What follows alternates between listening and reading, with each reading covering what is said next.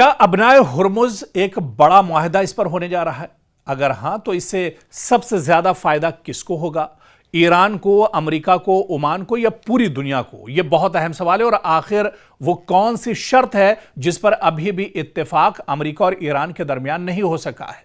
दरअसल इसे थोड़ा सा एक बड़े कैनवस पे समझने की जरूरत है, क्योंकि दुनिया की सबसे अहम समंदरी गुजरगाह अबनाए हुर्मुज़ एक बार फिर आलमी तवज्जो का मरकज बनी हुई है। इत्तलात के मुताबिक ईरान, अमेरिका और ओमान के दरमियान इस अहम आबी रास्ते को दोबारा महफूज और मामूल के मुताबिक खोलने के लिए मुज़ाकरात आखिरी मरहले में दाखिल हो चुके हैं। याद रहे कि अबनाए हुर्मुज़ वो रास्ता है जहां से दुनिया की तकरीबन 20% तेल की सप्लाई गुजरती है।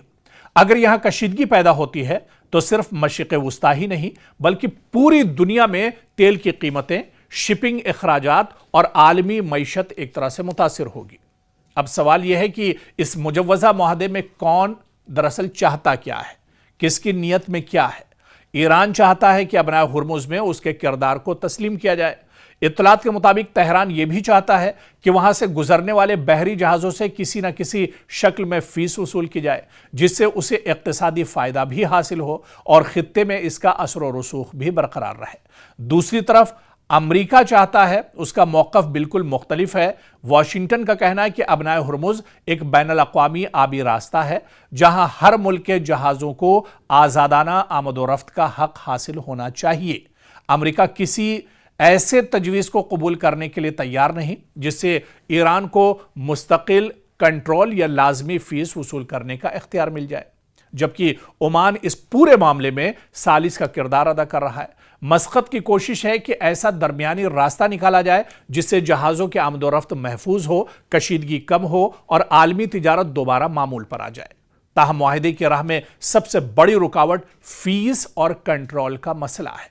आलमी शिपिंग कंपनियां और कई ममालिक खदशा जाहिर कर रहे हैं कि अगर जहाज़ों पर इजाफी फीस या सख्त शराइत आयद की गई तो इससे बैनुल-अक़वामी तिजारत मजीद पेचीदा हो सकती है, इंश्योरेंस के अखराजात बढ़ सकते हैं और कानूनी मसाइल भी एक तरह से पैदा हो सकते हैं।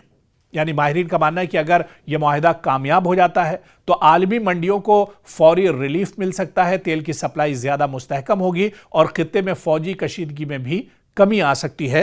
लेकिन बड़ा सवाल यही है कि क्या जो शराइत अमेरिका और ईरान के हैं या ओमान की हैं, क्या उन शराइत को ये मुल्क जब मिल बैठेंगे, मुज़ाकरात के टेबल पर आएंगे, तो क्या ये जो शराइत एक दूसरे की हैं, क्या इन्हें ये एक तरह से मानने के लिए तैयार हो जाएंगे?